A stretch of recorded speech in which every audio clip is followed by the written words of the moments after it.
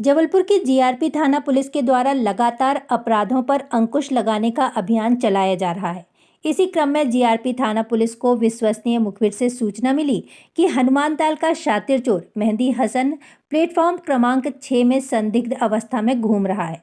सूचना पर तत्काल कार्यवाही हेतु घेराबंदी कर प्लेटफॉर्म क्रमांक 6 से मेहंदी हसन को हिरासत में लेकर सघन पूछताछ की गई, जिसने बताया कि वह स्टेशन में यात्रियों के मोबाइल चुराने की फिराक में था। वहीं सघन पूछताछ के दौरान उसके कब्जे से पूर्व में चुराए हुए 18 मोबाइल कीमती 3,10,000 रुपये के बरामद किए गए, जहां आरोपी को गिरफ्तार करते हुए उसके विरुद्ध विभिन्न धाराओं के तहत मामला दर्ज करते हुए कार्रवाई की गई है। जीआरपी एवं आरपीएफ की संयुक्त टीम बनाई गई है, जिसका मार्गदर्शन हमारे एडिशनल एसपी श्रीमान मंसूरी साहब और पुलिस उप अधीक्षक श्रीमान लोकेश मार्को साहब के मार्गदर्शन में टीम काम कर रही है। इसके तहत हमारी टीम ने एक आरोपी को पकड़ा है प्लेटफॉर्म से,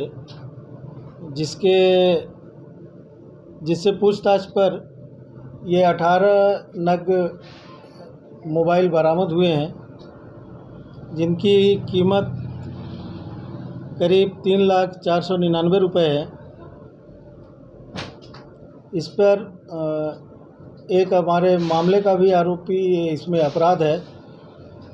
इसमें संभवतः 2 या 3 मामले अपराध से संबंधित है। मेरे यहाँ से जब मानेगा आप पीटर मानेगा ना आपने घरेलू बोला ना मानेगा वो आपने कृषि बोला। लाइनमैन दिवस। बिजली महकमे के लाइनमैनों के चेहरों पर बिखरी मुस्कान। पहली बार मनाया गया लाइनमैन दिवस। 50 से ज्यादा लाइनमैन हुए सम्मानित। बिजली महकमे द्वारा पहली बार मनाया गया लाइनमैन दिवस। साहस के साथ हर घर को रोशन करने वाले लाइनमैन को उनकी अहम भूमिका और दायित्व के लिए सलाम किया गया।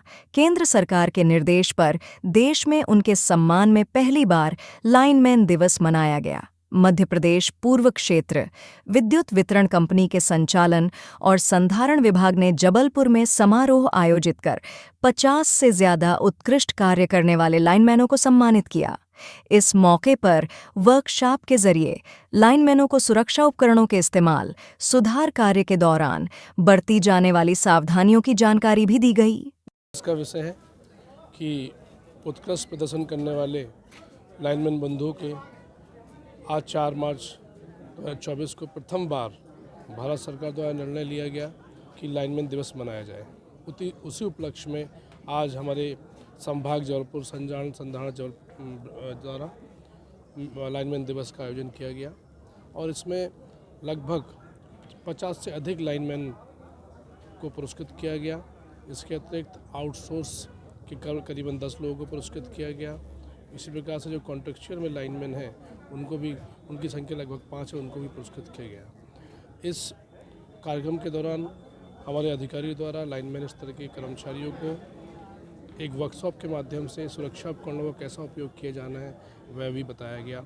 साथ ही भविष्य में किसी प्रकार की विद्युत दुर्घटना ना हो, जीरो टॉलरेंस पे हमें काम करना है, तो सुरक्षा उपकरणों का हमें कैसे प्रयोग किया जाना है, कैसे हमें सेफ्टी जोन बनाना है, इस संदर्भ में हमारे अधिकारी द्वारा जो लाइनमैन कर्मचारियों को एक विशेष कार्यशाला आज आयोजित की गई। का जो उत्साहवर्धन आज हमारे मंच के माध्यम से किया गया, उसमें हमारे एसई साहब, एमडी साहब, एई साहब, जेई साहब जो हम लोगों को बताया है वरिष्ठ कार्य के लिए, उनका हम हृदय से धन्यवाद देते हैं। जबलपुर के मदन महल रेलवे स्टेशन में एक युवती उस समय ट्रेन के नीचे गिर गई जब वह चलती गाड़ी में चढ़ने का प्रयास कर रही थी। युवती को मामूली चोटें आई हैं। कहते हैं कि जाको राखे साइयां मार सके न कोई। जानकारी के मुताबिक युवती प्लेटफॉर्म और ट्रेन के बीच में आ गई, नहीं तो बड़ी अनहोनी हो सकती थी।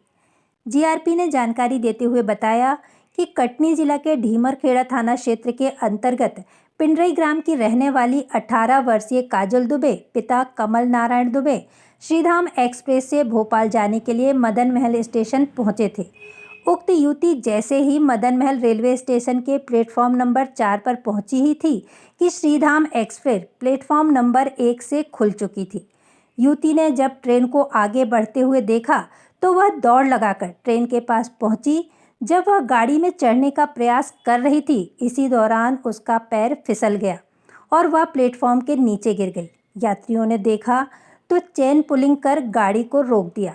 गाड़ी खड़े होते ही जीआरपी एवं आरपीएफ मौके पर पहुंची और युवती को बाहर निकाला। युवती की पसली में चोटें आई हैं, जिसे जबलपुर के एक निजी अस्पताल में भर्ती कराया गया है, जहां उसका उपचार चल रहा है। महल रेलवे स्टेशन पे दिनांक 1/3 को एक काजल दुबे नाम की महिला थी, जो शाम को 5:55 बजे ट्रेन पे चढ़ रही थी। ट्रेन पे चढ़ते समय उसका पैर फिसल जाने से वो प्लेटफॉर्म पे गिर गई थी, जो साइड में दूसरे डब्बों के बीच में जो गैप रहता है, वहाँ से टकराने के बाद वो नीचे प्लेटफॉर्म से नीचे आ गई थी, जिसे जीआरपी आरपीएफ की मदद से उसको निकाल कर इलाज के लिए मेडिकल कॉलेज भेजा गया था। आज जबलपुर में साध्वी ऋतंभरा का संस्कारधानी आगमन हुआ। वे साकेत धाम में आयोजित रामेश्वर महादेव के 20वें पटोत्सव और संत समागम में यहाँ पहुंची। साध्वी ऋतंभरा ने कहा कि उनका शहर आगमन पूर्व नियोजित नहीं था।